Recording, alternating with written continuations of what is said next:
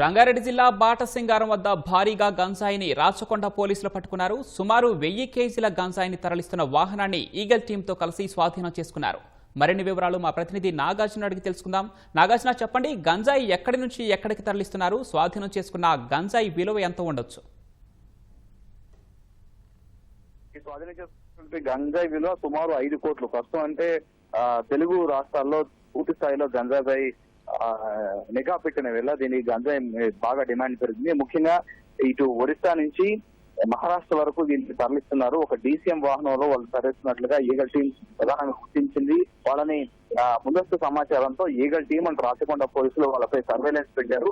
Innova వాహనాన్ని ముందు ఒక పైలట్ గా పెట్టుకొని ఎవరైనా పోలీసులు ఉంటే కనుక వెనక ఆ డీసీఎం వస్తూ ఉంటుంది. ఆ డీసీఎం ని దారి మళ్లించేందుకు ప్రయత్నం చేస్తారు. సో ముందుగా ఈ వెహికల్ వెళ్ళడం, వెనక డీసీఎం ఎస్కాట్ గా ముందు పయనిస్తూ దీనికి గంజాయిని తరలిస్తున్నారు. ఈ గంజాయి దాని మీద నిఘా పెట్టినటువంటి eagle team and Rachakonda police ఈ బాటసింగారం వద్దకు రాగానే దాన్ని పట్టుకున్నారు. దానిలో మొత్తం 935 కేజీల గంజాయిని స్వాధీనం చేసుకున్నారు. వీటన్నిటిని కూడా 455 ప్యాకెట్లుగా చేసి వాటిని ఒక ఫ్రూట్లు తరలించే ట్రేలు ఉంటాయి. ఆ ట్రేల్లో టేప్ చేసి దానికి మధ్యలో పెట్టి తీసుకెళ్తున్నట్టుగా ఈగల్ టీమ్ సమాచారం అందింది. వాళ్ళు స్వాధీనం చేసుకున్నప్పుడు కూడా మొత్తం ఫ్రూట్ ట్రేల్లో దీన్ని కనపడకుండా పోలీసులు కళ్ళకప్పి తీసుకెళ్దామని ప్రయత్నం చేసినట్టుగా తెలుస్తోంది. ముఖ్యంగా ఈ పట్టుబడ్డ ముగ్గురు కూడా అంతర్రాష్ట్ర నిందితులుగా గుర్తించారు. వీళ్ళు పవర్ కుమార్ బడు, ఈయన డ్రాఫ్టింగ్ లో చాలా కీలకంగా వ్యవహరిస్తున్నట్టుగా తెలుస్తుంది. మహారాష్ట్రలో ఇతనిపై కూడా మరొక కేసు కూడా ఉంది.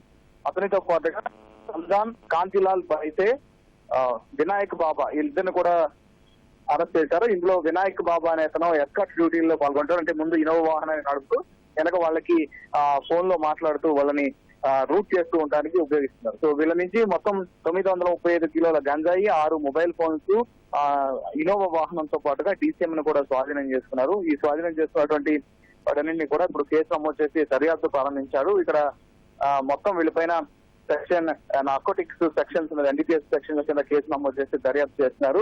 సో రెగ్యులర్ గా ఇది ఒక ఈగల్ టీమ్ బ్రేక్ త్రూ ఉన్నారు. ఈగల్ టీం ఖమ్మం చెందినటువంటి ఈగల్ టీం రెగ్యులర్ గా దీని మీద నిఘా పెట్టింది.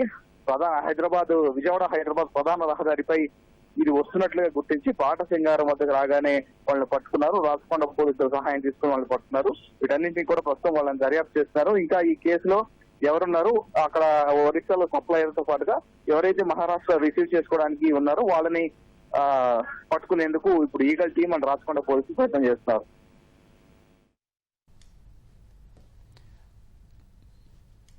ధన్యవాదాలు నాగార్జున.